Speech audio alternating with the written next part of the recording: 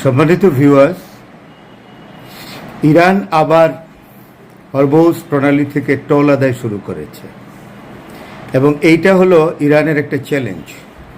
আমেরিকাকে চ্যালেঞ্জ জানিয়েছে ইরান, কারণ আমেরিকার প্রেসিডেন্ট ডোনাল্ড ট্রাম্প দুইবার একটি ম্যাপ পোস্ট দিয়েছে দুইবার, এবং সেখানে দেখিয়েছে যে হরমুজ প্রণালী হলো আমেরিকার অংশ, ভূখণ্ডের অংশ। সেটাকে চ্যালেঞ্জ করেছে ইরান, চ্যালেঞ্জ করে আবার টোল বসিয়ে দিয়েছে। এরা প্রমাণ করলো যে হরমুজ প্রণালীর উপর ইরানের নিয়ন্ত্রণ অটুট রয়েছে। আমেরিকার কোনো নিয়ন্ত্রণই নেই, যেটা Donald Trump over the years বলে আসছে যে হরমুজ প্রণালী আমেরিকার নিয়ন্ত্রণে আছে, আমেরিকার নেভির নিয়ন্ত্রণে আছে। সেই টোটাল মিলিটারি এস্টাবলিশমেন্টকে, আমেরিকার মিলিটারি এস্টাবলিশমেন্টকে চ্যালেঞ্জ করে ইরান টোল বসিয়েছে হরমুজ প্রণালীর উপরে এবং তারা টোল আদায় শুরু করেছে। ইতিমধ্যেই ইরানের একটি জাহাজ এই নৌ অবরোধকে অগ্রাহ্য করে, আমেরিকার নৌ অবরোধকে অগ্রাহ্য করে চাল নিয়ে এই ইরানের জাহাজ ইরানের বন্দরে পৌঁছেছে। কোনো রকম বাধা বিপত্তি বা কোনো সমস্যায় পড়েনি। এবং এই দুটো জিনিস দিয়ে প্রমাণ হলো যে সত্যিকার অর্থে হরমুজ প্রণালীর উপরে ইরানের যে নিয়ন্ত্রণ তা অত্যন্ত অটুট। আমেরিকা হরমুজের ধারে কাছেও যেতে পারেনি। ডোনাল্ড ট্রাম্পের কথায় এবং বাগাড়ম্বরে বলা হয় হরমুজ আমেরিকার নিয়ন্ত্রণে আছে। তো চ্যালেঞ্জটা হলো এই, আরেকটি চ্যালেঞ্জ আছে, সেটা হলো এই যে ইরানের বন্ধু রাষ্ট্রগুলো এই টোলের আওতায় থাকবে না। এটা রাশিয়ায় নিযুক্ত ইরানের যে রাষ্ট্রদূত তিনি এটা নিশ্চিত করেছেন। তিনি মিস্টার কাজেম নিশ্চিত করেছেন যে না, রাশিয়া সহ আরও অন্যান্য যে মিত্র দেশগুলো আছে ইরানের, তারা এই টোলের আওতার বাইরে থাকবেন, তাদের কাছ থেকে টোল নেওয়া হবে না। শত্রুভাবাপন্ন দেশগুলোরকে যেতেই দিবে না। শত্রুভাবাপন্ন দেশগুলোর জাহাজ এ হরমুজ দিয়ে ইরান যেতেই দিবে না, অ্যালাউই করবে না। সুতরাং ডোনাল্ড ট্রাম্প যাই বলুক, এগুলো দিয়ে কোনো কাজ হবে না।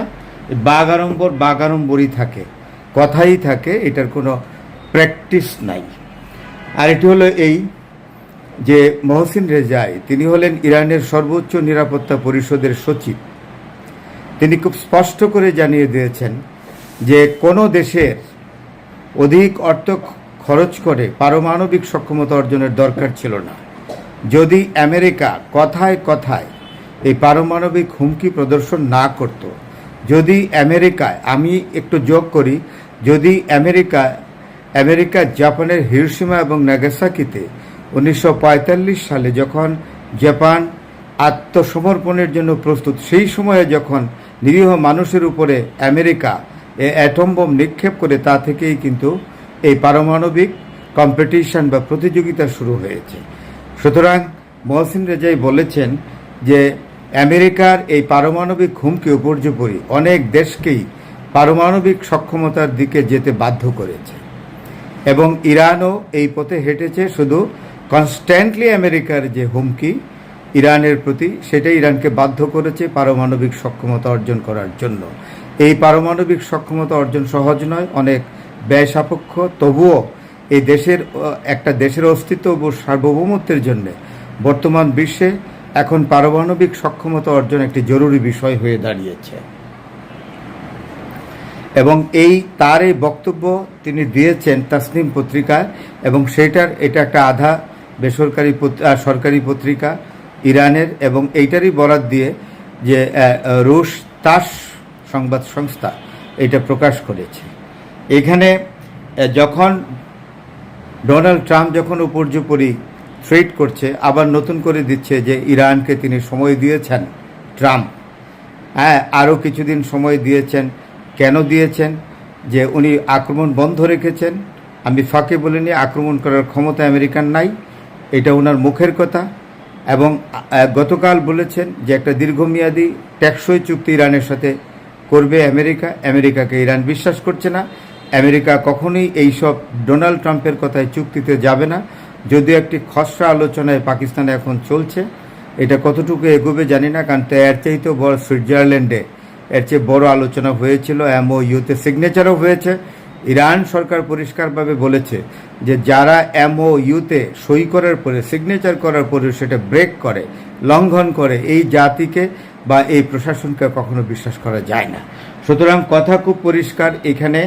তাই মহসিন রেজাই বলেছেন যে আমাদের সর্বাত্মক প্রচেষ্টা আমাদের করতে হবে। সবচেয়ে বড় কথা হলো পারমাণবিক সক্ষমতা অর্জনটা এখন ইরানের জন্য অত্যন্ত জরুরি। সেই অবস্থাতেই ইরান এগিয়ে যাচ্ছে। যারা চুক্তি স্বাক্ষরকে লঙ্ঘন করে তাদেরকে তো বিশ্বাস করা যায় না। এই জায়গায় আরেকটি জিনিস বলেছেন যে আমেরিকা কূটনৈতিক এবং সামরিকভাবে বিট্রে করেছে, অর্থাৎ ইরানের সাথে বিশ্বাসঘাতকতা করেছে। তাই ইরানও এখন অবস্থার পরিপ্রেক্ষিতে কূটনৈতিক বিষয়ে নতুন কৌশল এনেছে, সামরিক বিষয়ে নতুন কৌশল এনেছে। এই কৌশল আনার একমাত্র কারণ হলো আমেরিকা এবং ইসরায়েলকে মোকাবেলা করা। এরই মধ্যে ইসরায়েলের প্রতিরক্ষা মন্ত্রী ইসরায়েল কাটজে মন্তব্য করে বসেছেন যে আমেরিকার গ্রিন সিগন্যাল, অর্থাৎ ডোনাল্ড ট্রাম্পের গ্রিন সিগন্যালের উপর ইসরায়েল অপেক্ষা করছে, যে কোনো সময় ইসরায়েল আবার ইরানের উপর আক্রমণ করবে। ইরান এই ক্ষেত্রে বলেছেন, ইরানের পক্ষ থেকে 3টে স্টেটমেন্ট এসছে। মাসুদ পেজেশকিয়ান, আব্বাস আরাকচি এবং বাগের গালিবাফ, এই তিনজনই একযোগে বলেছেন যে ইরানি জাতি পূর্বের যে কোনো সময়ের চেয়ে অনেক বেশি ঐক্যবদ্ধ, অনেক বেশি শক্তিশালী, কূটনৈতিকভাবে অনেক বেশি স্বচ্ছ এবং প্রাগ্রসরও, আর সামরিকভাবে অনেক বেশি সক্ষম। সুতরাং ইসরায়েল এবং আমেরিকা আক্রমণ করে দেখেছে ইরানকে কিছুই করতে পারে না। আজকের ইরান অন্য যে কোনো সময়ের চেয়ে অনেক অনেক বেশি শক্তিশালী। সুতরাং তাদের এই যে জয়েন্ট স্টেটমেন্ট, এটাতে ইরানের যে কনসলিডেটিং অবস্থান, শক্তিশালী অবস্থান, দ্য ফর্মিডেবল অবস্থান যে কোনো রাষ্ট্রের বিরুদ্ধে, আমেরিকা এবং ইসরায়েলের বিরুদ্ধে তো বটেই, এটা কিন্তু খুবই পরিষ্কার। এবং ইরান তো একটি কাজ করেছে, সম্মানিত ভিউয়ার্স, আপনারা এটা স্বীকার করবেন যে ইরানের প্রচণ্ড আক্রমণে মধ্যপ্রাচ্যের এবং বিশেষ করে উপসাগরের স্থাপনাগুলো, আমেরিকার সামরিক স্থাপনাগুলো আজ লণ্ডভণ্ড, ছিন্ন ভিন্ন, জরাজীর্ণ। অলরেডি তারা দিয়াগো গার্সিয়াতে স্যান্ডকমের হেডকোয়ার্টার নিয়ে গেছে। এটাও স্ট্র্যাটেজিক্যালি অনেক সমস্যা। ওইখান থেকে ইরানের উপর বড় ধরনের আক্রমণ করা সম্ভব নয়। যেটা সম্ভব কাতার থেকে, যেটা সম্ভব আরব আমিরাত থেকে, যেটা সম্ভব সৌদি আরব থেকে, যেটা সম্ভব বাহরাইনের 5th ফ্লিট থেকে, সম্ভব না, কখনো সম্ভব না। এরই মধ্যে ইরান আর আমেরিকা আবার গানবোট ডিপ্লোমেসি শুরু করেছে, ট্যাঞ্জিবল মিলিটারি থ্রেট করছে ইরানকে, যে আরেকটি যুদ্ধজাহাজ যেটাকে জর্জ বুশ যুদ্ধজাহাজটি আবার পাঠাচ্ছে। শুনলাম যে এটা উপসাগরের কাছাকাছি এসেছে। এই রকম রণতরী দিয়ে মহড়া আরও আগেও করেছে, আব্রাহাম লিঙ্কন দিয়ে করেছে, ওয়াশিংটন দিয়েও করেছে, জেরাল্ড ফোর্ড দিয়েও করেছে। ইরান কিন্তু একটু টলেনি এবং টলবে না। ইরান ভবিষ্যতে, হরমুজ হলো আসল। আমার তো মনে হয় হরমুজের শোকে ডোনাল্ড ট্রাম্প একেবারে নিজেকে শেষ করে দিচ্ছে। শুধু তাই নয়, আমার যেটা মনে হচ্ছে যে ডোনাল্ড ট্রাম্পের যখন মৃত্যুদিন ঘনিয়ে আসবে, তখনও ডোনাল্ড ট্রাম্প অস্ফুট স্বরে, অথবা যদি বেশি শক্তি থাকে শরীরে, বলতে থাকবে, হায় হরমুজ, হায় হরমুজ, হায় হরমুজ, তোমাকে আমি নিয়ন্ত্রণে নিতে পারিনি, তোমাকে আমি দখলে নিতে পারিনি। এই পারস্য জাতি যে এত শক্তিশালী, সেটা আগে আমার জানা ছিল না। ধন্যবাদ ভিউয়ার্স, ভালো থাকবেন। আসসালামু আলাইকুম। মার্কিন প্রেসিডেন্ট ডোনাল্ড ট্রাম্পের ছোট ছেলে ব্যারন ট্রাম্পের মাথার মূল্য $10 মিলিয়ন বা $1 কোটি নির্ধারণ করেছে ইরান। ইরানের রাষ্ট্রীয় টেলিভিশন চ্যানেলে ডোনাল্ড ট্রাম্পের ছেলের ব্যাপারে এই নির্দেশ দেয়া হয়েছে। কেউ যদি ডোনাল্ড ট্রাম্পের ছেলেকে ধরে ইরানের কাছে হস্তান্তর করে, ইরান $10 মিলিয়ন দেবে। কেন ইরান এই ধরনের ঘোষণা দিল? কারণ তার আগে মার্কিন যুক্তরাষ্ট্রের পক্ষ থেকে ইরানের টপ IRGC জেনারেলদের লোকেশন কিংবা তাদের সম্পর্কে তথ্য দিতে পারলে আমেরিকা $10 মিলিয়ন ঘোষণা দিয়েছিল। আমেরিকার সাথে পাল্টি খেলছে ইরান। ইরান বলছে, তোমরা তো আমাদের ৫ জন ৬ জন জেনারেলের জন্য $10 মিলিয়ন ঘোষণা দিয়েছো, এত লাগবে না। শুধু একজনকে কেউ যদি আমাদের কাছে হস্তান্তর করে তাহলে আমরা $10 মিলিয়ন দেব। এই মুহূর্তে নিজের সন্তানের নিরাপত্তা নিয়ে টেনশনে আছে ডোনাল্ড ট্রাম্প। শুধু ডোনাল্ড ট্রাম্প নয়, টেনশনে আছে নেতানিয়াহু।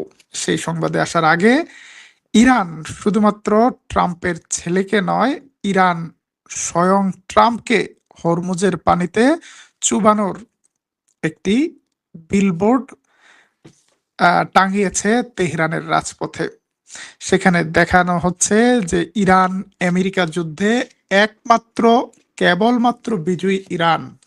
ডোনাল্ড ট্রাম্প হরমুজকে নিয়ে বাড়াবাড়ি করলে হরমুজেই সলিল সমাধি ঘটবে ডোনাল্ড ট্রাম্পের, সলিল সমাধি ঘটবে মার্কিন সাম্রাজ্যবাদের। ইরান সাইকোলজিক্যাল ওয়ারফেয়ারে একটা পাক্কা খেলোয়াড় রাষ্ট্র। আমেরিকা যেভাবে খেলে ইরান সেভাবে খেলছে। আমেরিকা যদি থাকে ডালে ডালে, ইরান আছে পাতায় পাতায়। ইরান হুঁশিয়ার করে দিয়েছে ইরানের বিরুদ্ধে অর্থনৈতিক অবরোধকে ইরান মোকাবেলা করবে এবং শত্রুর জন্য আরো কঠিন পরিস্থিতি তৈরি করবে। ইরানের বিরুদ্ধে অবরোধ দেওয়ার কারণে হরমুজ প্রণালী থেকে এক ফোঁটা তেল কোথাও রপ্তানি হতে পারবে না। শুধু তেল নয়, রপ্তানি বন্ধ হয়ে যাচ্ছে গ্যাসও। ইরানের প্রতিবেশী দেশ ইরাকের প্রায় 42% প্রফিট কমে গিয়েছে তেল সম্পদ থেকে। সবচেয়ে বেশি ধুঁকছে কাতার।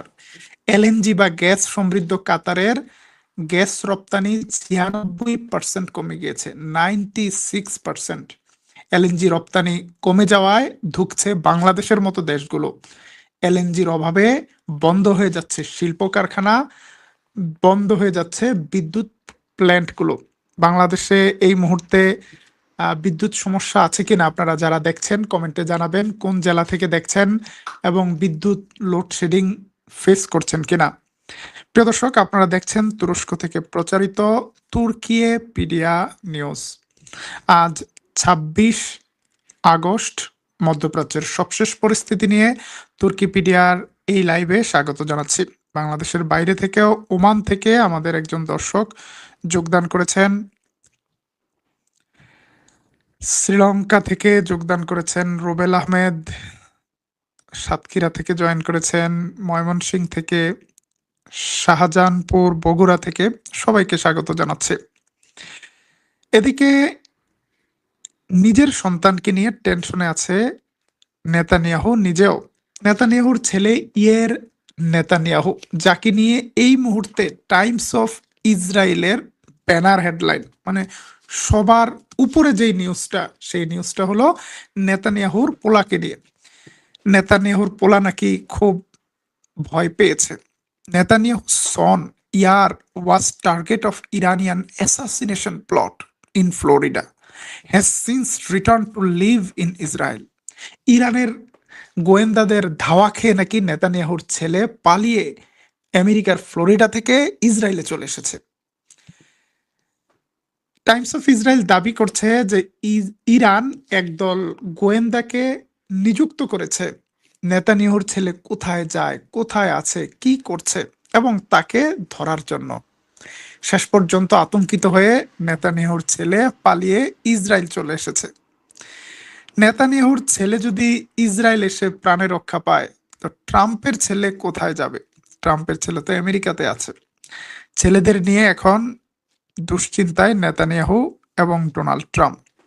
কিন্তু নেতানিয়াহু রাজনৈতিক মঞ্চে, নির্বাচনী খেলায় নিজেকে ভিকটিম, অসহায় দেখানোর জন্য এখন নিজের পোলাকে নিয়ে বাণিজ্যে নেমেছে। সবাইকে বোঝাচ্ছে, দেখো এই ইসরায়েলের জন্য আমি আর কি করব, আমার ছেলেকেই কুরবানি দেওয়ার পথে, আমার ছেলেই এখন বিপন্ন, আমাকে আরেকবার ভোট দাও, না হলে তো আমি আর বাঁচব না। আবার নেতানিয়াহু আক্রমণ অব্যাহত রেখেছে গাজায়, দক্ষিণ লেবাননে। গতকাল দক্ষিণ লেবাননে ব্যাপক বোম্বিং করেছে ইসরায়েল। গাজার তাঁবুগুলোতে বোম্বিং করেছে ইসরায়েল। ইসরায়েলি সরকার ইসরায়েলি মন্ত্রী বেন গাভির পশ্চিম তীরে জাতিসংঘের একটি অফিস দখলে নিয়েছে, যেই অফিস থেকে রিফিউজিদেরকে সহযোগিতা করা হয়। ইসরায়েলি ড্রোনগুলো হামলা করেছে গাজায় একটি অ্যাম্বুলেন্সে রোগী পরিবহনের সময়। এই ধরনের বিভিন্ন আক্রমণ করে নির্বাচনের আগে একটা যুদ্ধ উত্তাপ তৈরি করতে চাইছে নেতানিয়াহু। এবং নেতানিয়াহু বক্তব্যে বলছে ইসরায়েলের ভূখণ্ডটা ইসরায়েলের নিজস্ব ভূখণ্ড, এটা আর কারো নয়, এবং পুরো এই অঞ্চল ইসরায়েল তার নিয়ন্ত্রণে নিয়ে আসবে। সে কারণে গাজায় তার কাজটা অসমাপ্ত আছে, তাকে যেন আরেকবার ভোট দেয়া হয়, সে যেন গাজা, লেবানন এবং এই অঞ্চলের কাজগুলো, অসমাপ্ত কাজগুলো সমাপ্ত করতে পারে।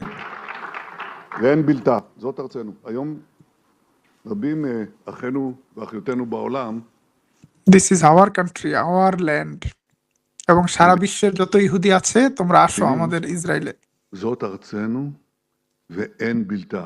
וכשאני אומר ארצנו, כל יהודי, כל יהודייה, הדלת פתוחה, אנחנו מחכים לכם.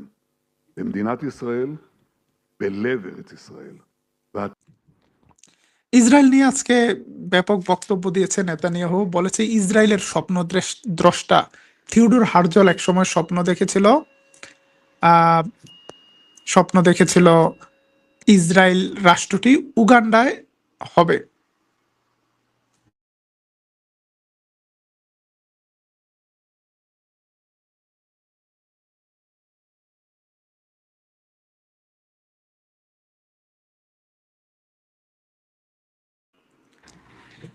সেই উগান্ডায় না হয়ে এবার তাদের এই রাষ্ট্রটি হয়েছে ইসরায়েলে। এটি ইসরায়েলি হওয়াতেই নাকি সারা বিশ্বের ইহুদিরা একটা নিরাপদ জায়গায় আসার সুযোগ পেয়েছে। তবে আজকে ইসরায়েলের খেলাকে ঘুরিয়ে দেওয়ার ঘোষণা দিয়েছে তুরস্কের প্রেসিডেন্ট এরদোয়ান। তুরস্ক বলছে এই অঞ্চল নিয়ে যদি কারো পরিকল্পনা থাকে তাহলে আপনারা বিশ্বাস রাখুন, তুরস্কেরও পরিকল্পনা আছে, তুরস্কেরও নির্দিষ্ট টার্গেট আছে।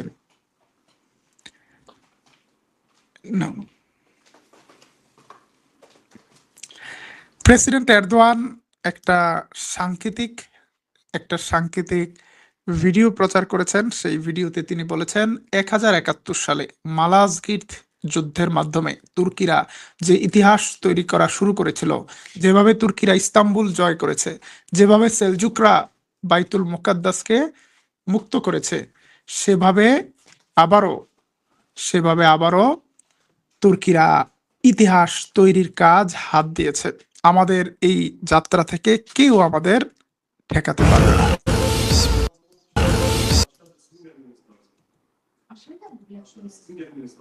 Cehennem olsa gelen gözümüzde söndürürüz. Bu yol ki hak yoludur, dönme bil.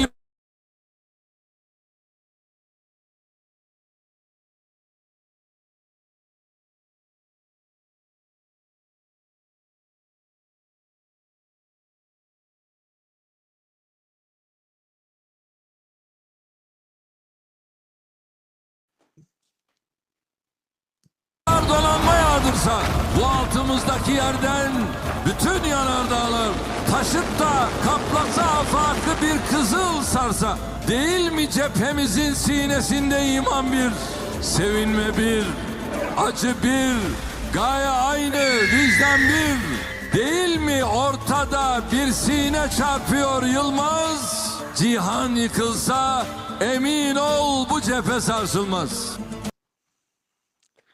প্রিয় দর্শক, প্রেসিডেন্ট এরদোয়ান বলেছেন আমরা যেই মহান লক্ষ্য নিয়ে সামনে বেরিয়েছি, আমরা আমাদের এই পথ থেকে ফেরত যাব না। কারো উস্কানি, কারো প্রভোকেশনে আমাদের তাকানোর সময় নেই। আমরা আমাদের সুনির্দিষ্ট পরিকল্পনা নিয়ে আমরা পথে নেমেছি, আমাদের পথ থেকে কেউ আটকাতে পারবে না। আমাদের দর্শকদের কাছে আমাদের লাইভের শেষ প্রশ্ন, মধ্যপ্রাচ্যে সত্যি মানচিত্র বদলের, ইতিহাস বদলের একটি ধারা শুরু হয়েছে। এই ধারায় কোন দেশ নেতৃত্ব দিবে বলে মনে করেন? সেটা কি ইসরায়েল, সেটা কি তুরস্ক, নাকি সেটা ইরান? কমেন্টে আপনার মতামত জানাতে পারেন। ইতিহাস বদলের, নতুন ইতিহাস তৈরির সেই সংবাদ নিয়ে আপনাদের পাশে থাকবে তুরস্ক থেকে তুর্কিপিডিয়া নিউজ। আজকের মতো বিদায় নিচ্ছি। আল্লাহ হাফেজ।